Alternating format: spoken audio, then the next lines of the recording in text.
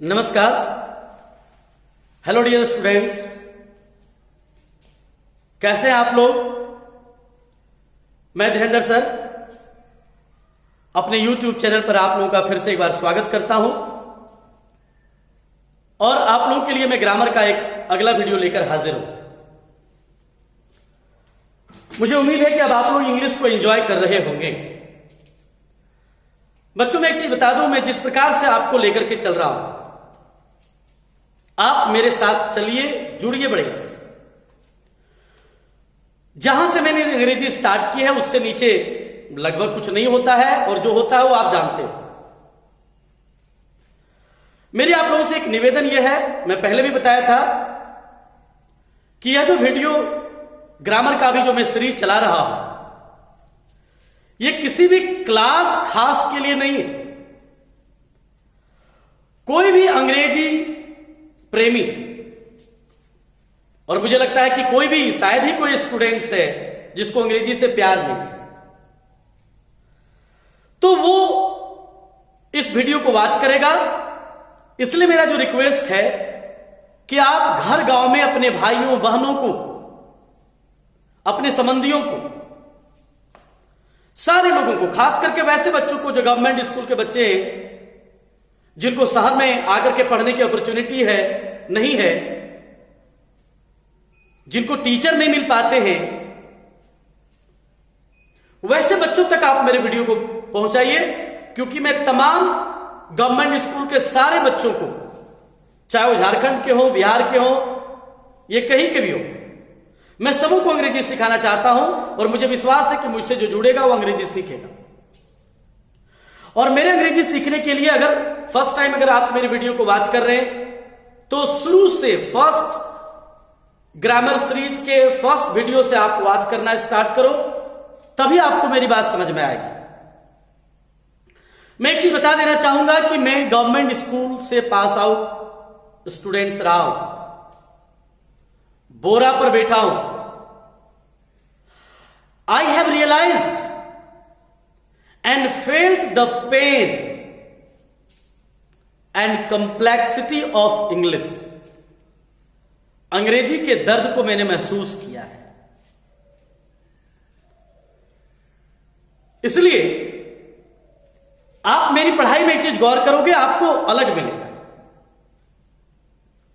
क्योंकि मैंने पढ़ाने का जो तरीका मेरा है, खुद से मैंने डिजाइन किया है, और मैंने उस दर्द को महसूस करने के बाद यह अनुभव किया कि बच्चों को, विद्यार्थियों को अंग्रेजी हम इंजॉय करा करके कैसे सिखा सकते हैं। तो मेरे सीखने में जो आप लोगों ने अभी तक जो वॉच किया होगा कि एक वाक्य को मैं 18 प्रकार से पढ़ाता हूं, और वो मेथड क्या होता है कि कोई भी वाक्य को हम 3 टेंस में पहले पढ़ाते हैं। मेरा एक चीज और जान लेंगे कि पढ़ाने का तरीका, मैं हर वीडियो में आपको लास्ट क्लास का रिवीजन क्लास थोड़ा दूंगा, ताकि मैं पिछले वीडियो से आपके जोड़ूं, फिर मैं आगे की ओर ले चलूं। तो टेंस 3, कोई भी वाक्य का टेंस का तरीका जो मैंने कहावत बताया था, आप लोगों को शायद याद हो गया होगा, फिर से मैं बता दूं एक बार कि है हूं हो को प्रेजेंट जानो, थाथे थी को पास्ट, गागे की को फ्यूचर जानो, तब बच्चों तुम टेंस पहचानो। बड़ा मजेदार है। निश्चित रूप से आप टेंस पकड़ लोगे। फिर सेंटेंस की बात किया, 6 sentence, affirmative, negative, interrogative, interrogative plus negative, question, question plus negative, ये तरीका है। अब मैं आता हूं पिछले क्लास की ओर। मैंने अभी तक आप लोगों को अंग्रेजी का 2 इंपॉर्टेंट फैमिली पढ़ाया है। ध्यान दें बच्चों, मैं नई बात यूज कर रहा हूं जो आपको किताबों में नहीं मिलेगा। Important family. मैंने जब अंग्रेजी को डिजाइन किया, जब मैंने अंग्रेजी के कंप्लेक्सिटी को फील किया, तो मुझे लगा कि अंग्रेजी तो बहुत ही आसान सब्जेक्ट है, केवल कॉन्सेप्ट आपकी क्लियर होनी चाहिए। और मैं आपको एक चीज बताऊं, अभी आपको मैंने 2 चीज बताया है, इज एम आर का प्रयोग और हैजर का प्रयोग। और ये आप जान लो, अंग्रेजी के सबसे इंपॉर्टेंट ग्रुप में से है, जिसको मैंने फैमिली नाम दिया है। यानी दुनिया के कोई भी वाक्य जिस वाक्य के प्रेजेंट में इज एम आर हो, उसके पास और फ्यूचर को आप खुद से बनाना स्टार्ट करें। अन इज एम आर का पास वाज वेयर, उसका future shall be will be. उसी प्रकार कहीं भी अगर आपको प्रेजेंट में हैज हैव लग रहा हो तो उसके पास्ट और फ्यूचर को अब सिखाने की जरूरत नहीं है। आप मेरे सिखाने से पहले ही आप ये जान लेंगे कि अगर प्रेजेंट में हैज हैव लगा है तो उसके पास्ट में हैड ही लगेगा और उसके फ्यूचर में शैल हैव और विल हैव लगेगा। प्यारे बच्चों, इसको एकदम गांठ बांध लीजिए, ब्रह्म सूत्र है इज एम आर का ग्रुप और हैज हैव। और मैं आपको बता दूं 50 to 60% इंग्लिश का जो सेंटेंस का जो कंस्ट्रक्शन है, जो स्ट्रक्चर है, वो ये दो फॉर्मूले पर ही निर्भर है, दो फैमिली पर ही निर्भर है। और मैं आपको बता दूं टेंस जो अंग्रेजी का जान माना जाता है ग्रामर का, 75% टेंस, जब आगे मैं आपको बताऊंगा तो आप रियलाइज करोगे इज एम आर और हैज हैव। तो चलिए अब आप समझ गए होंगे कि इज एम आर मतलब है हूं हो और हैज हैव का मतलब के पास है, को है। यानी अगर आपके पास कुछ होने का बोध होता है तो आप हैज हैव का प्रयोग करोगे। और उसका तरीका मैंने बताया, यदि वाक्य में के पास है और को है रहे। लेकिन मैं फिर से बार बताऊं कि कुछ ऐसे भी वाक्य होंगे जहां आपको के पास है और को है नहीं रहेगा। जैसे मुझे दोस्त है, मुझे मकान है, मुझे दर्द है। इन वाक्यों में न तो के पास है न को है, लेकिन इन वाक्यों से के पास है का बोध होता है। मुझे दोस्त है मतलब मेरे पास दोस्त है। क्लियर? अब एक ध्यान दीजिएगा, एक नई बात मैं बता रहा हूं यहां। बिना क्रिया वाले वाक्य में इज एम आर का प्रयोग आप लोगों ने किया है हूं हो के लिए। लेकिन एक चीज ध्यान रखेंगे, अगर कोई भी ऐसा वाक्य, ध्यान से सुनिए, यदि बिना क्रिया वाले वाक्य के अंत में होता है, रहता है या लगता है रहे, फिर से ध्यान देंगे, बिना क्रिया वाले वाक्य के अंत में यदि होता है, रहता है या लगता है रहे और उससे यदि सब्जेक्ट के गुण या स्वभाव का बोध हो तो वैसे वाक्यों में भी एच भी के रूप में इज या आर का प्रयोग किया जाता है। फॉर एग्जाम्पल, कौवा काला होता है। अब कौवा और काला यानी कौवे का स्वभाव यानी उसकी क्वालिटी कि वो काला ही होता है, ये कभी बदल नहीं सकता है। तो वैसे वाक्य जिनसे सत्यता का बोध होगा और अगर होता है, रहता है, लगता है, रहे, तो उसमें भी आप इज आर से लगाएंगे। जैसे क्रॉ इज ब्लैक, चीनी मीठा लगता है, शुगर इज स्वीट, पानी ठंडा रहता है, वाटर इज कोल्ड, नेता बेईमान होते हैं, लीडर्स आर डिसऑनेस्ट, बच्चे नटखट होते हैं, चिल्ड्रेन आर नोटी, लोमड़ी चालाक होता है, the fox is clever. Clear हो गया होगा? अब एक होता है यहां भी है, ध्यान दीजिएगा, जिस पर आज मैं चर्चा करूंगा। तो हैज हैव का जो मैंने टास्क दिया था, मुझे उम्मीद है आप लोगों ने बनाया होगा। अब थोड़ा सा हैज हैव में एक क्वेश्चन ये आता है, कितना, कितने, कितनी। प्यारे बच्चों, IW मैंने पिछले की वीडियो में बताया था, लगभग 10 इंट्रोगेटिव वर्ड्स बताए थे, जिसमें एक कितना, कितने, कितनी भी है। कितना का अंग्रेजी हाउ मेनी या हाउ मच होता है। हाउ मेनी कहां लगाएंगे? यदि कितना के बाद गिननीय वाला शब्द नाउन रहे। और हाउ मच कहां लगाएंगे? यदि कितना के बाद अगिननीय। लास्ट डे मैंने बताया था कि नाउन दो प्रकार के होते हैं, countable noun, uncountable noun. Countable noun उसे कहा जाता है जो गिना जा सकता है और जिसको हम प्लुरल बनाते हैं, और अनकाउंटेबल नाउन उसे कहा जाता है जिसे हम गिन नहीं सकते हैं, जिसको मापा या तोला जा सकता है, जिसको गिना नहीं जा सकता,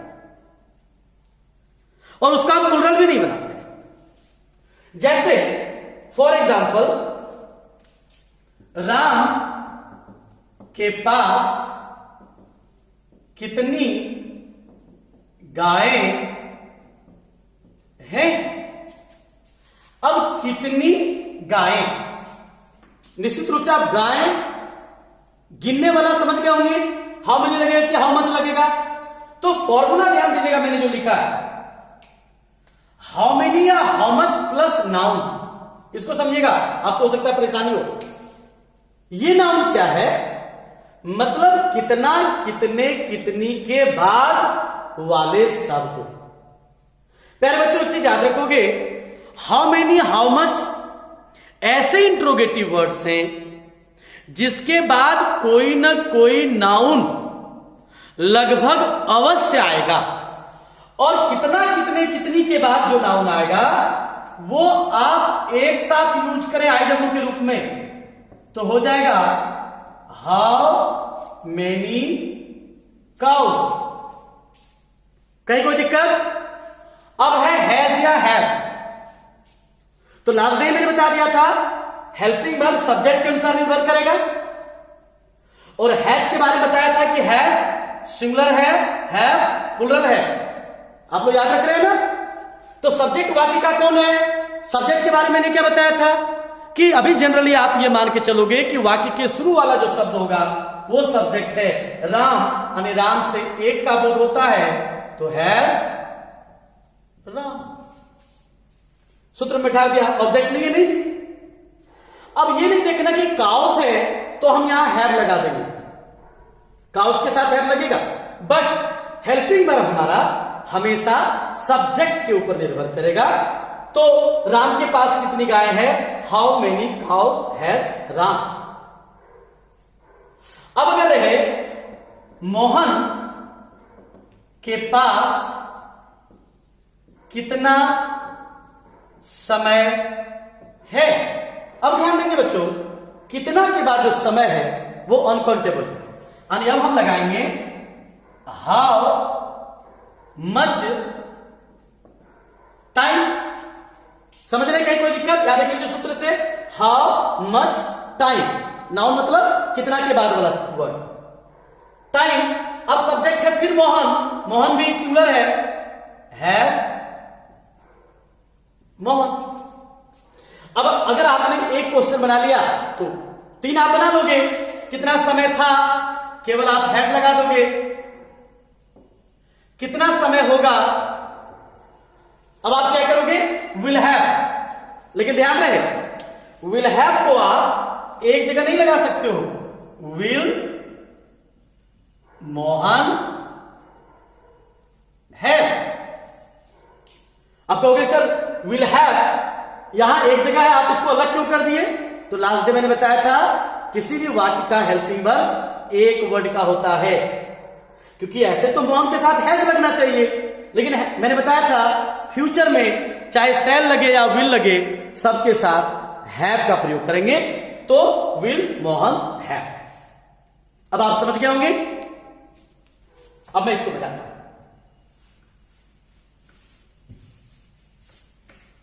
इसे भी समझ गए होंगे बच्चों। अब आप लोगों ने इज एम आर और हैज हैव का प्रयोग मेरे ख्याल से समझ गए, लेकिन अब मैं आपको बड़ा ब्लंडर कभी कभी होता है। जैसे राम एक नौकर है और राम को एक नौकर है, कुत्ता एक जानवर होता है, कुत्ते को 4 पैर होता है। ध्यान रखिएगा, क्योंकि आप ये जान लो, अगर आप इज एम आर और हैज हैव का प्रयोग समझ गए, इसका मतलब बिना क्रिया वाले सारे वाक्य अब आपसे बनेंगे। ध्यान रखें, सारे वाक्य अब आपसे बनेगा। दोनों में अंतर क्या है, ध्यान से सुनिएगा अंतर, क्योंकि बहुत बार कंफ्यूजन होता है। मैं मर्द हूं, मुझे दर्द है, मैं मर्द हूं, मुझे दर्द है। नौकर है, नौकर है, इस वाक्य का सब्जेक्ट नाम, ऑब्जेक्ट एक नौकर, हेल्पिंग वर्ब है। इस वाक्य का भी सब्जेक्ट नाम, ऑब्जेक्ट एक नौकर, हेल्पिंग वर्ब है। इसके अंत में भी है, यहां भी है, यहां भी होता है, यहां भी होता है। आप गलती से दोनों का अंग्रेजी एक नहीं दे दीजिएगा, बड़ा ब्लंडर होता है इसमें। तो आपको मैं एक तरीका बताता हूं, बेहतरीन तरीका आप याद रखोगे। आप इसको कॉपी में नोट कर लीजिएगा, दोनों में फर्क क्या है। आपको कहीं भी ये सब चीजें नहीं मिलेगी। ध्यान रखें, मैंने बता दिया कि बिना क्रिया वाले वाक्य में पहले बता दिया था 3 पद होगा, subject, helping verb, object.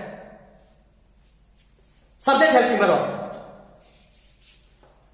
Subject, helping verb, object. अगर आप जनरली समझ जाते हैं कि इसमें इज एम आर लगेगा, इसमें हैज हैव लगेगा, तो कोई प्रॉब्लम नहीं। लेकिन अगर कहीं भी कंफ्यूजन हो, आपकी कंफ्यूजन का मेरे पास चुटकी में सॉल्यूशन है। क्या करना है, आप वाक्य के सब्जेक्ट और ऑब्जेक्ट के बीच में, ध्यान से पहले सुन लीजिए, इज एम आर और हैज हैव में अंतर क्या है, अगर आप चाहें तो नोट भी कर सकते हैं।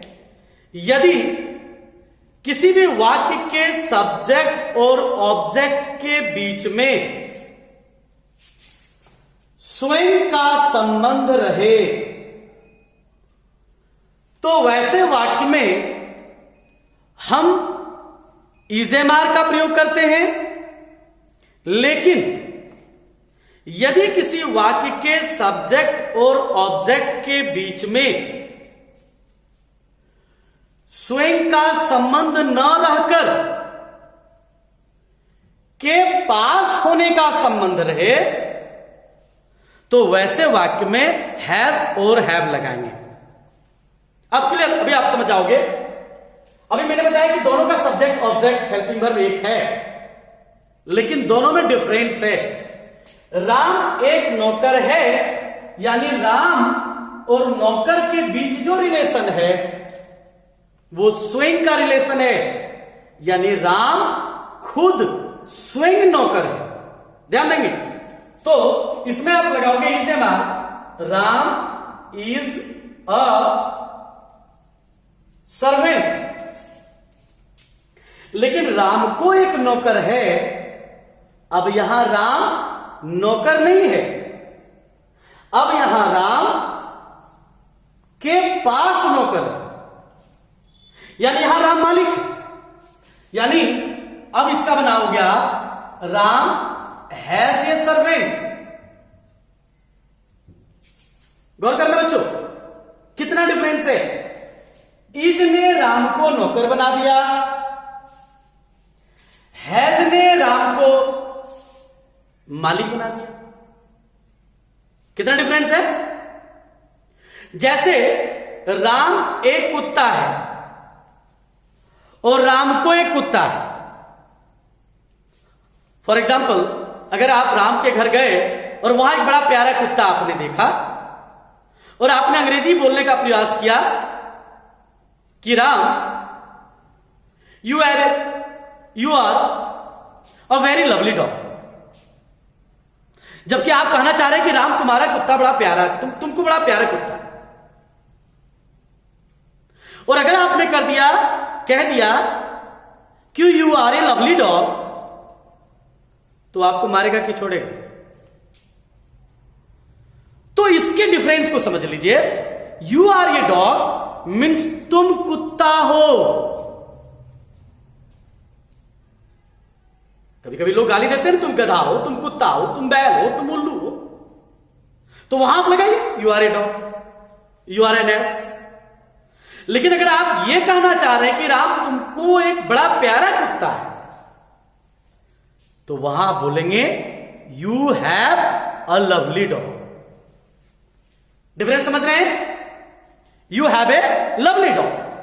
तो राम एक कुत्ता है, Ram is a dog, Ram को कुत्ता है, राम हैज ए डॉग, यानी इज ने राम को कुत्ता बना दिया और हैज ने राम को कुत्ते का मालिक बना दिया।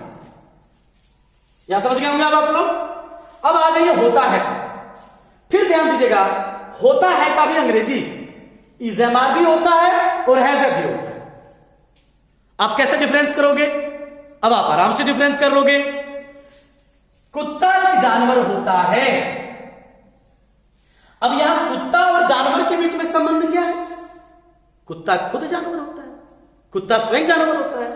तो आप बनाओगे the dog is an animal. Clear है?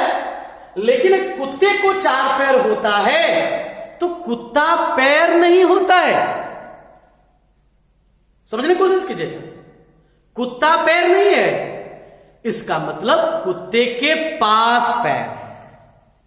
क्लियर समझ में आ रहा है? स्वयं और के पास।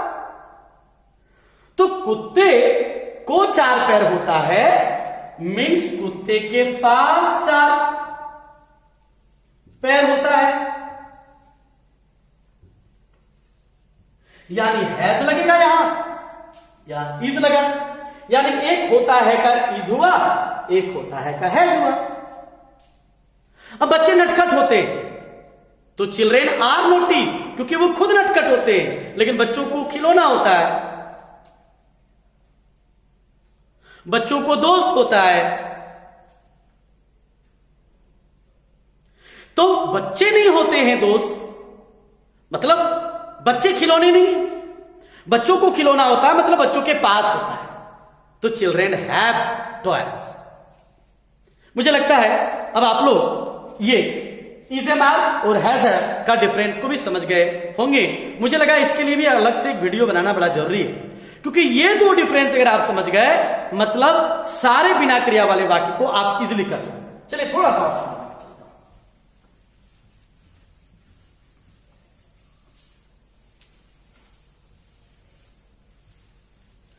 अब 2 चीज मैं सिखा दूं, बड़ा यूज होता है का, के, की और के लिए।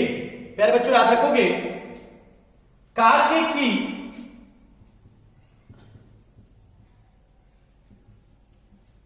सजी में एकदम आपको कंप्लेक्सिटी फील नहीं करना, इजी मैं बता रहा हूं, अभी आपको पूरा डीप में नहीं जाना।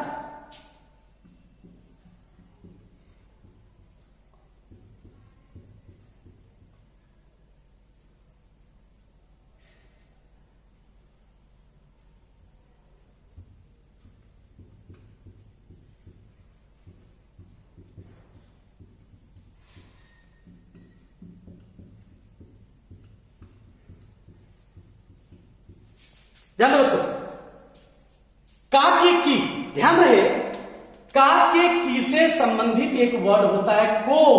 बड़ा कंफ्यूजन होता है बच्चों को, तो याद रखिएगा को का कोई अंग्रेजी नहीं। जैसे भी हम लोगों ने अभी देखा ना यहां को, तो को का कोई अंग्रेजी नहीं होता है, का के की। यदि का के की से 2 नाउन जुड़ा रहे, जैसे राम की पत्नी, मोहन की कार, भारत के लोग, देवघर की लड़कियां। पहले आप काकी की को समझ लीजिए, काकी की को समझ लीजिए। तो ध्यान रखना है, अब एपोस्ट्रोफ एस कहां लगाएंगे? सजीव का मतलब जनरली आप आदमी से लीजिए, ध्यान से सुनिएगा, कभी दिक्कत नहीं होगी। यदि काके की से दो नाउन जुड़ा रहे, दो नाउन, राम पत्नी, तो अब सजीव हम किसको देखेंगे? ध्यान रहे, हमेशा का के पहले वाले वर्ड को देखना है। अगर उससे आदमी का बोध होता है तो उसमें आप एपोस्ट्रोफ एस लगाएंगे, राम की पत्नी, राम्स वाइफ। पहले बच्चों ध्यान दोगे, राम की पत्नी, राम्स वाइफ। मोहन की कार, ध्यान देना मैंने क्या बोला है, काके की से किसको पहले देखोगे? बाद वाले को नहीं, पहले वाला। बाद में सजीव है निर्जीव है इससे हमको कोई मतलब नहीं। काके की के पहले वाला शब्द क्या है? मोहन की कार, तो मोहन आदमी है, मोहन का है ना। लेकिन भारत के लोग, अब देखिएगा, लोग तो आदमी है लेकिन हमको लोग को नहीं देखना है, हमें भारत को देखना है। तो भारत तो निर्जीव है, तो निर्जीव में आप ऑफ लगाओगे। ध्यान रहे, ऑफ का प्रयोग समझिए बढ़िया से, बहुत ज्यादा यूज है आगे चल करके इसका। और ऑफ के बारे में एक चीज मैं बता दूं कि आदमी में भी आप ऑफ लगा सकते हो, ऑफ सब जगह लगा सकते हैं, और ऑफ को ही समझना है आपको बेहतर ढंग से।